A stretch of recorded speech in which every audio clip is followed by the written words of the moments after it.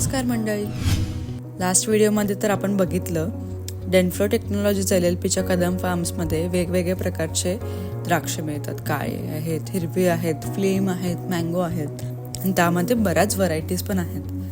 तसं सेम आमच्याकडे पपया देखील आहे आणि पपयामध्ये पण बरेच व्हरायटीज आहेत. तर आम्ही पुढच्या व्हिडिओमध्ये तुम्हाला एक शॉर्ट अँड स्वीट पपयाची इन्फॉर्मेशन देणार आहोत की एका एकरमध्ये साधारणतः किती पपयाची झाडं आहेत, कशी लागवण त्यांची असते, एक पपयाच्या झाडाला मोठं व्हायला किती वेळ लागतो आणि झाडाला पपया लागायला किती वेळ लागतो, ह्या सगळ्या गोष्टींची आम्ही माहिती तुम्हाला देणार आहोत. त्यामुळे आमच्या चॅनलला सबस्क्राईब करायला विसरू नका.